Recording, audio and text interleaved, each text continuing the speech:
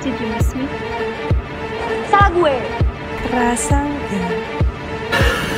Here's Johnny.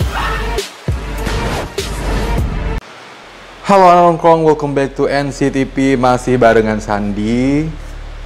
Sorry nih kalau kedengarannya soundnya itu agak kresek-kresek atau seperti suara hujan, karena memang di luar lagi hujan ya anak nongkrong. Anak nongkrong, kali ini kita akan ngebahas sebuah film horor Indonesia lumayan lama ya, tahun 2005. Judul filmnya itu Mirror, yang diperankan oleh Nirina Zubir, disutradarai oleh Hani R Saputra. Anak nongkrong, film Mirror ini lumayan bagus ya dari segi ceritanya. Kemudian juga sempat dapat penghargaan.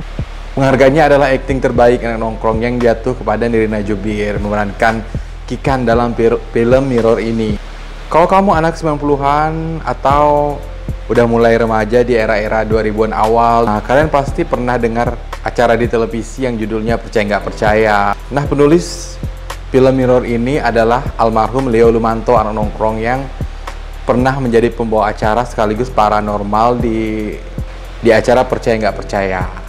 Kira-kira bakalan sebagus apa sih kalau misalnya sebuah film itu ditulis oleh paranormal yang notabene udah berkecimpung dalam dunia makhluk halus atau dunia-dunia misteri gitulah anak nongkrong. Penasaran kan? Oke, langsung aja kita review Mirror. Mirror berkisah tentang seorang gadis SMA bernama Kikan yang jahil dan suka ngeprank temannya ya anak nongkrong. Kemudian suka nakut-nakutin teman-temannya. Pokoknya Kikan ini ngeselin ya anak nongkrong. Tengah ngejahilin teman-temannya ini, si Kikan tiba-tiba jatuh dan kepalanya itu kejedot lantai lah anak nongkrong. Nah, mulai saat itu dia ngerasa bisa melihat sesuatu yang nggak bisa dilihat oleh orang-orang pada umumnya.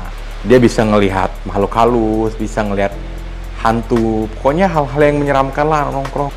Tapi yang lebih nyeremin lagi tuh, akibat dari cederanya ini, dia bisa melihat kematian melalui cermin.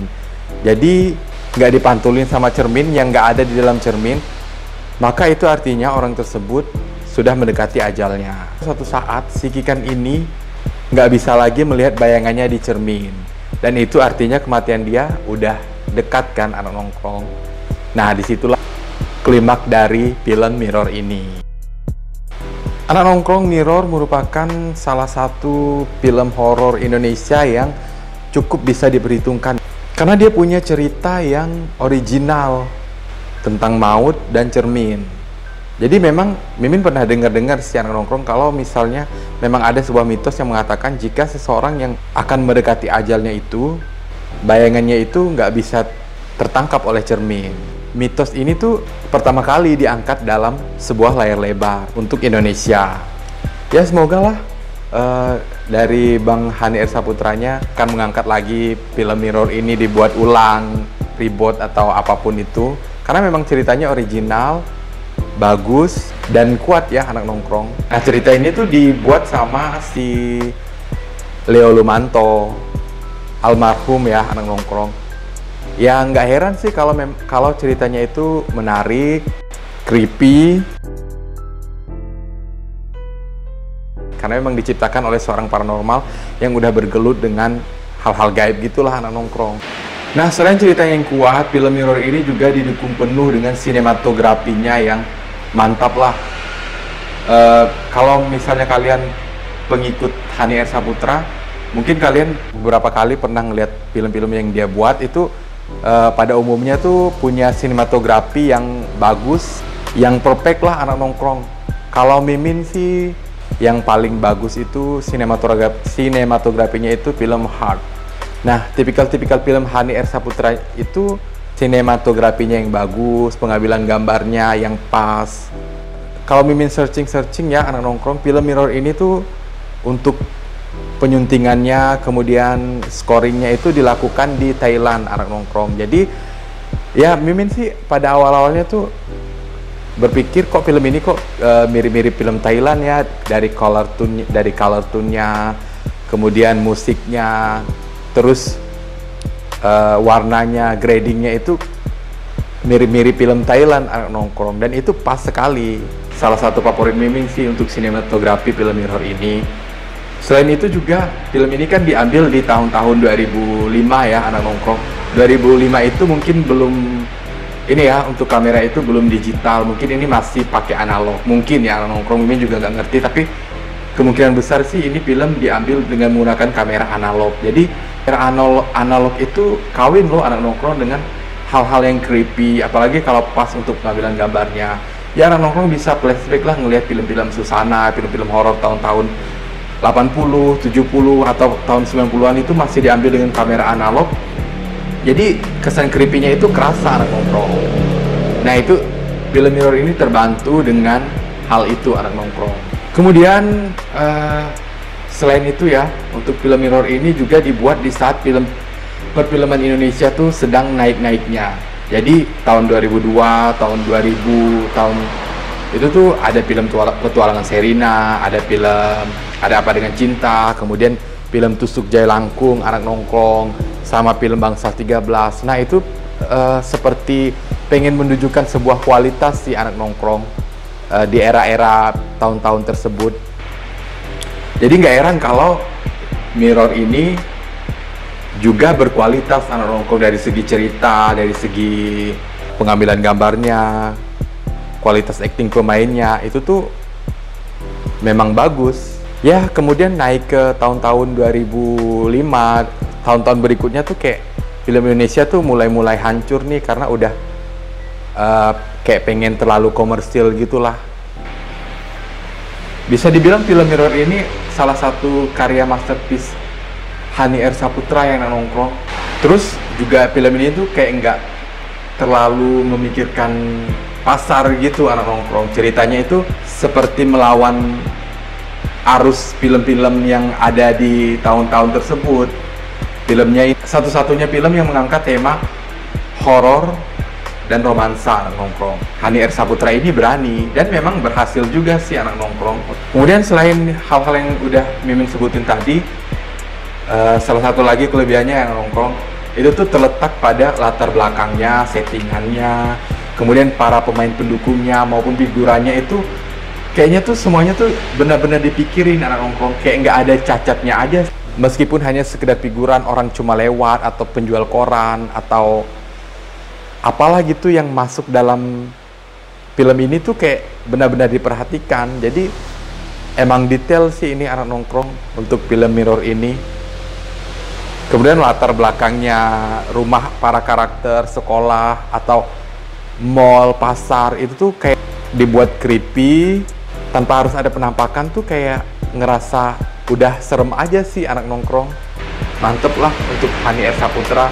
Deretan para pemainnya juga bukan aktor-aktor sembarangan ya anak nongkrong. Nirina Jubir, itu tuh aktingnya di sini walaupun nggak terlalu bagus sih menurut Mimin, tapi lumayan lah.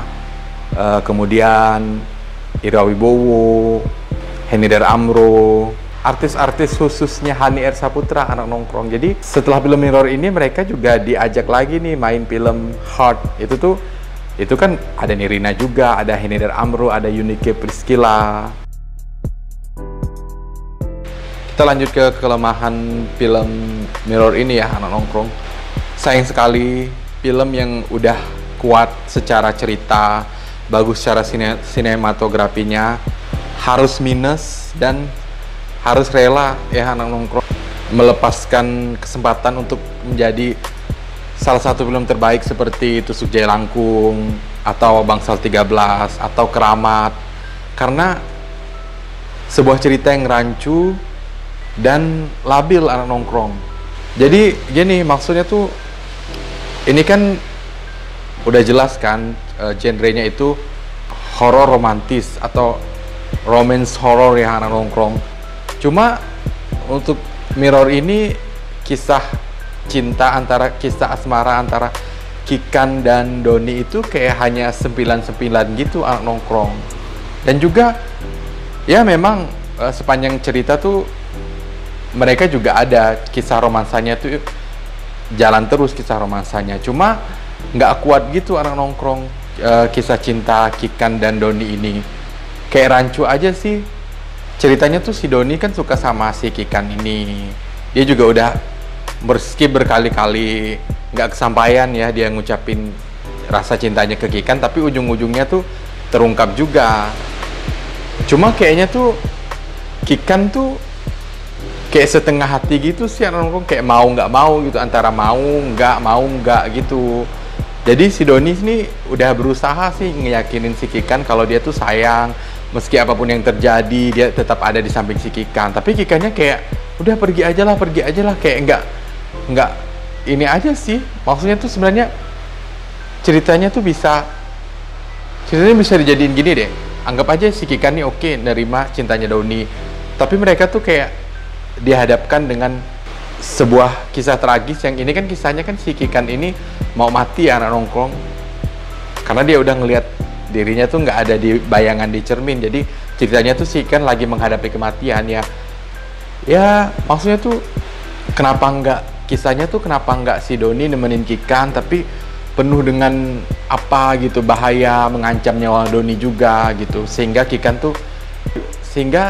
wajar kalau Kikan tuh nyuruh si Doni tuh pergi menjauh dari dia. Kalau ini tuh Doninya baik-baik aja, dia pengen ngejagain Kikan, tapi si Kikannya tuh kayak ngusir-ngusir Doni nggak jelas gitu anak nongkrong. Itu sih yang seandainya kisah cinta Doni dan Kikan ini bisa dimaintain dengan baik, mungkin Mirror ini bisa menjadi film terbaik sejajar dengan Jaya Langkung, Tusuk Jaya Langkung,